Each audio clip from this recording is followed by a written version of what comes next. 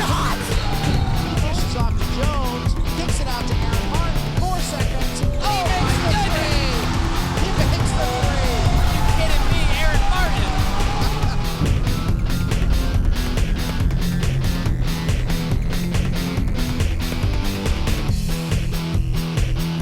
Well, hello and welcome to Wildcat Week. I'm Roger Alcock. We're going to talk a little tennis first. The men's team faced off against Goshen College in the Crossroad League semifinals, but came up short, losing in a tight match by a final team score of 5-4. Goshen will now head to the Crossroad League finals. The women's tennis team, however, they beat rival Taylor University in a landslide 5-0 matchup on October 8th. They moved from there to take on Marian University last Saturday in the Crossroad League finals. The ladies came away with yet another league championship with a final team score of 5-2 over the Knights. Well, with that win, they qualified, the women did, for the NAI National Championships in the springtime. They become only one of 2 teams to ever qualify for every single national championship since 2000. 4 women's tennis players were named to the Crossroads League All-Tournament team, or All-League team. Junior Rachel Bodorf and senior Katie Wilson, made the cut, along with a couple of freshmen as well, Lucia Solis and Alex Mella, receiving All-League honors. The head coach of the women's team, Eddie Shigley, was also named the Crossroads League Coach of the Year. Well, moving on to the links now, the men's golf team played in the Fall Mount Vernon Nazarene Classic this past Saturday. They ended up finished second out of a field of 10 teams. The men's next match is the NAIA Preview Tournament. That's coming up in Silvis, Illinois at the TPC Deer Run starting October 19th. That's a great course. Well, the women's golf team, they played in the Sienna Heights Fall Invitational on Saturday and were runner-up with a final score of 336. The Lady Wildcats were only 6 strokes off of the pace set by the host team, Sienna Heights. The Lady Wildcats were led by sophomore Carly LaPlante. She had a final score of 82. She finished 3rd overall. Close behind were freshman Brooke Folenkamp with a score of 83, sophomore Rachel Thompson with an 85. The Lady Wildcats will complete their fall season at the NCCAA National Championships on October 9th through the 21st in Panama City Beach, Florida. That would be a nice place to go play some golf. Well, the women's volleyball team, they traveled up to Michigan as they played in the Davenport Invitational. The Lady Wildcats won their first game against Cardinal Stritch, a final score there, 3-0. Sophomore Megan Miller was outstanding with a 3-set victory with 17 kills. Sophomore Emily Workman had a match-high 25 assists. The Wildcats then played against Carroll University and came away with yet another victory. Final score in that one, 3-1. Leading the way for the Wildcats were junior Bianca Cifaldi with 15 kills, junior Ashlyn Buck with 19 digs. The final 2 games not going the way the Wildcats wanted in the final 2 games. They dropped one to Grandview by a final score of 3-1, and then dropped to the host school Davenport, the Panthers, by a final score in that one of 3-0. When speaking of volleyball, we are now joined by the women's volleyball coach, Candace Moats. And Coach, we want to talk a little bit about, a big victory on the road against Spring Arbor. We'll talk a little bit about that. But then coming up this weekend, some huge matches. But Spring Arbor first, you went on the road. I know you didn't play as well as you liked, but you got a victory on the road in the conference, so that's always good. Yeah, it's kind of like one of those things when you're coming up to a big weekend. You maybe go to a team that's maybe in the bottom half of your Crossroads League, and it kind of feels like a trap match sometimes. It's the motivation is a little bit average, and so we had to really work hard because give it to Spring Arbor, they really wanted it and they brought it. It was a great effort on their part, and we definitely had to fight them off. You won 3-1, 25-21. They got you in the second match, 21-25. You come back 25-23. Then in the fourth set, 25-19. So close games, but like I said, you get the victory. But that sets up, after 6 league victories in a row now, you take on Friday night at home, Mount Vernon Nazarene. That's your one loss in the conference Right. at their place. Yeah. That should be a whale of a match. Yeah, there's so many cool things going around this match as well as just who's going to pick each other off to maybe possibly win the conference, the league championship. Is that my class? I'm teaching this class this semester in administration of physical education and sport, and I've got this whole class project on this weekend, and they've been doing a ton of things to get people. So we're kind of trying to pack the house this weekend, and it's going to be a high-level match. And Mount Vernon is an exceptional team, and I feel like, you know, we're going to just play our absolute best. It's going to feel like we're the little bit of the underdogs now, and hopefully we'll come back and rise for the challenge of that. Well, you played them earlier. It's been about a month ago Yeah. now at their place. Yeah. Tell us a little bit about that contest and what you think you maybe can change or approach to this one. Yeah, you know, the one thing that Mount Vernon's got going for them is an exceptional defensive team. And even in we lost 1-3 during that match, and even the one we won, it was a battle of trying to get as many kills as we could to earn the points. And so we have to figure out how to score on their weaknesses. Their backcourt is exceptional, so we're going to have to try to attack their front court with hands, blocking hands, with tips, with sharp shot, hard shots. That's our strategy, and if we can execute it, it's going to give us a good shot. Well, there will be no rest because the next day you come back and take on a Taylor team. Probably a good time to play Taylor after such a big game, because it doesn't take a lot to get fired up, no matter the sport, for a Taylor game. Well, you know, here's the neat thing about it is the first time around when we did this combo with Mount Vernon Taylor, we went to Mount Vernon and got home like about 2 that morning and went to Taylor and played Taylor. And we had lost at Mount Vernon. So the mindset is exactly what you're saying. Any other team that we would have gone in after a loss and disappointment, getting home at 2 in the morning and getting back up and having to go play a rival, it wouldn't have brought the energy that we would have needed if it wouldn't have been Taylor. So yeah, and having them at home this weekend, and we've got a we're supporting cancer services this whole weekend. All the money we make, everything that is contributed in the gate, donations, everything is going to Grant County Services. Awesome. So it's kind of a cool whole weekend for everyone. Well, we certainly invite everyone out to catch some great volleyball and support cancer services here in Grant County. It should be an awesome weekend. I would love it. I would love everyone to come out. If you haven't seen a volleyball match, you should come because this is going to be high-level volleyball. All right. Well, thanks so much for joining us. Well, when we come back, we'll take a look at the men's soccer team, their game against Goshen, and the Spring Arbor matchup with the head coach of the Wildcats, Luke Sanford.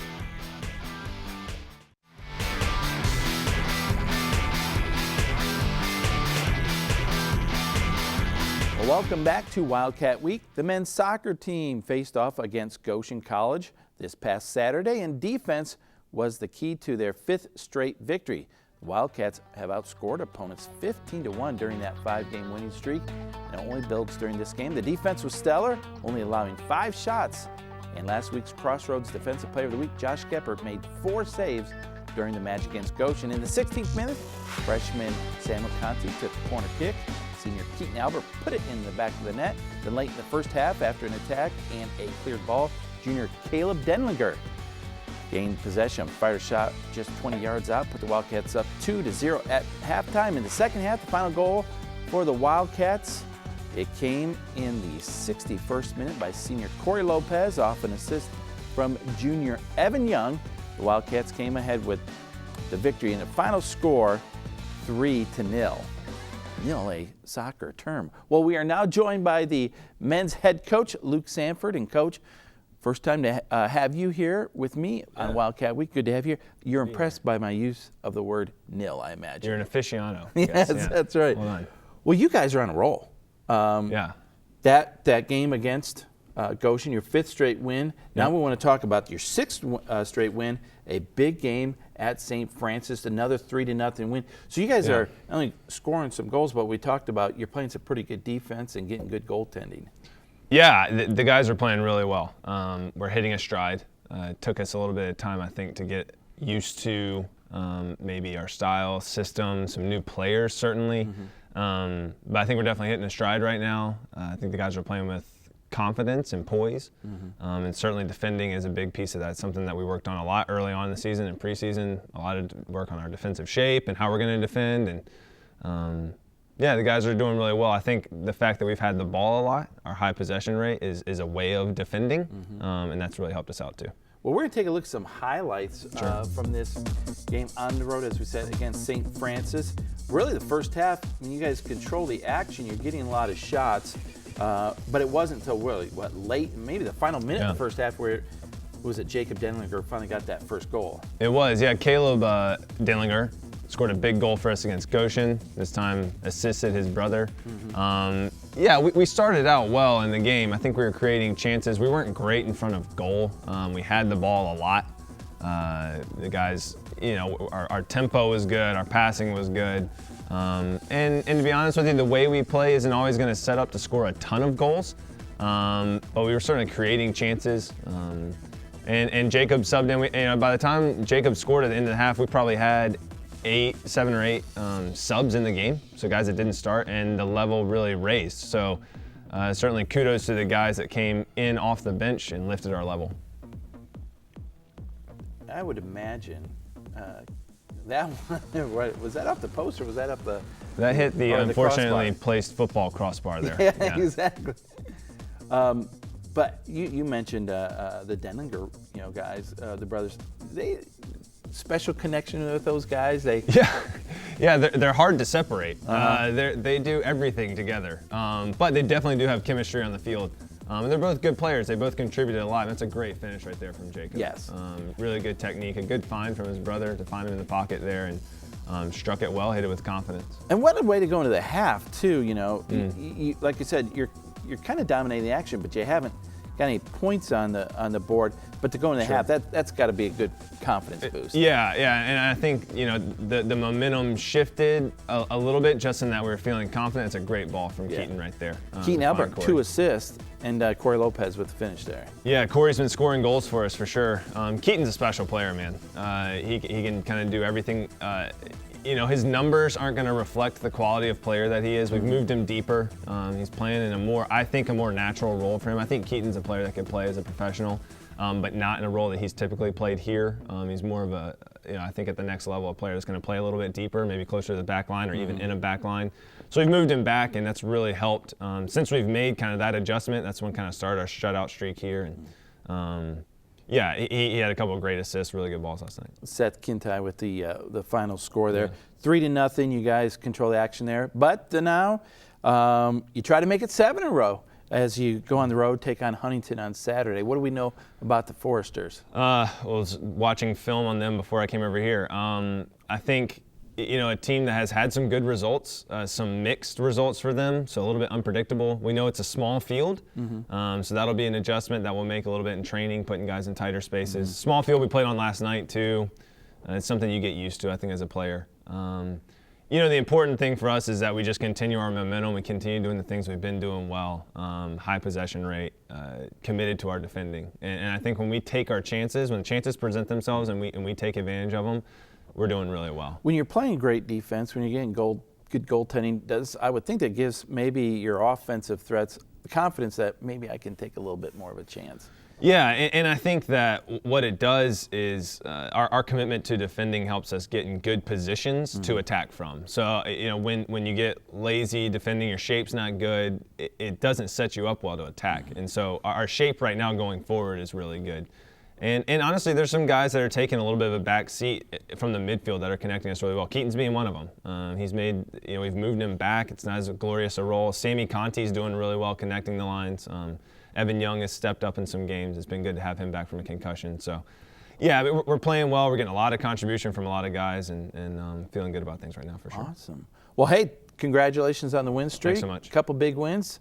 Thanks for coming in, and good luck on Saturday against Huntington. Appreciate it. Thanks for having me. All righty. Well, when we come back, we'll take a look at the women's soccer team's Goshen game and the Spring Arbor matchup with the head coach of the Lady Wildcats, Tim Strader. So stick around.